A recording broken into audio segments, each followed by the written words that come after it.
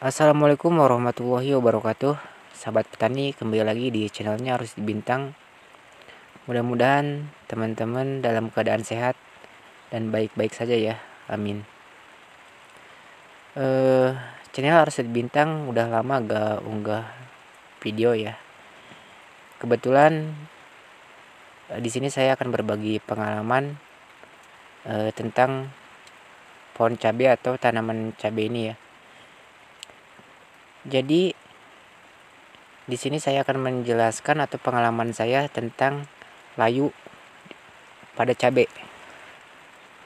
Layu pada cabai di masa generatif, biasanya di masa generatif ya, itu sangat bikin pusing petani. Di antaranya itu layu bisa disebabkan dari beberapa penyebab ya, diantaranya layu fusarium, layu bakteri.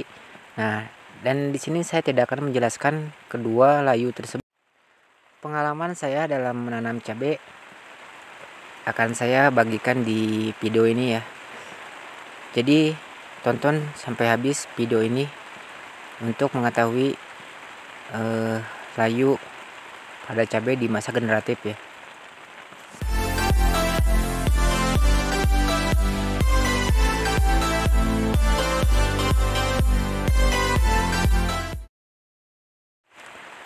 Sahabat petani, saya lagi di kebun cabai yang terkena layu.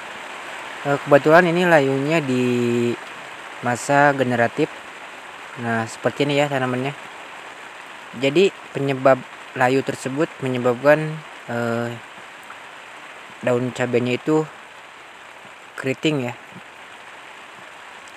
Keriting, layu, dan ada juga yang kuning kayak virus Gemini. Nah, jadi di sini saya akan kasih contoh nih seperti ini ya. Nah, ini ada yang pertumbuhannya kurang, daunnya juga agak kuning. Nah, beda sama yang sebelahnya ini. Nah, beda. Nah, jadi di kebun cabai ini banyak beberapa yang udah saya gali seperti ini ya. Di bagian akarnya, ternyata di bagian akarnya itu ada hama yang memakan akarnya, yang menyebabkan si cabenya itu layu dan membuat daunnya keriting dan kuning seperti virus Gemini. Nah, seperti ini ya teman-teman hamanya. Nah, jadi hama ini memakan akar cabai yang membuat si cabenya itu layu pada siang hari ya, atau pada saat kepanasan. Nah, seperti ini ya hamanya. Nah, daunnya juga jadi agak kuning dan pertumbuhannya lambat ya. Nah, beda sama yang sebelahnya. Jadi di kebun cabai ini udah saya lihat atau gali bagian akarnya, ternyata ini ya teman-teman penyebabnya. Jadi bukan hanya layu fusarium atau layu bakteri, ternyata penyebabnya ada juga yang dimakan hama seperti ini.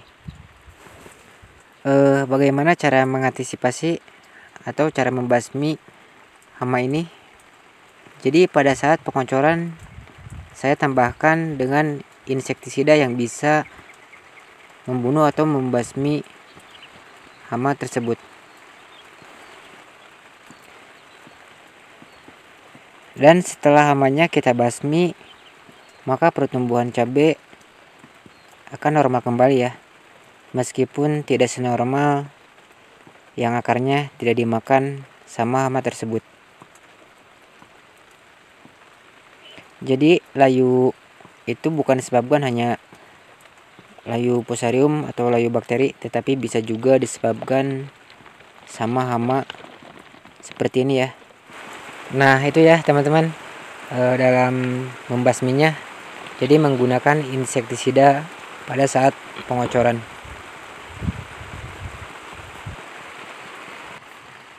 Nah, itu ya teman-teman pengalaman saya tentang cabai yang layu. Di sini saya akan ralat ya. Jadi bukan hanya di masa generatif, tetapi di masa vegetatif juga kalau terkena hama ini bisa menyebabkan kayu, karena si akar itu dimakan sama hama tersebut. Mudah-mudahan pengalaman saya ini bermanfaat. Sebelum mengakhiri video ini, teman-teman boleh like video ini dan jangan lupa subscribe dan nyalain notifikasi loncengnya agar teman-teman petani bisa melihat pengalaman saya dalam bertani. Dan teman-teman boleh komen ya, kita sharing di channel Arus Bintang ini tentang pertanian ya. Jadi kalau teman-teman ada kendala atau ada pemasukannya, boleh di komen ya di kolom komentar. Terima kasih atas waktu dan perhatiannya. Wassalamualaikum warahmatullahi wabarakatuh.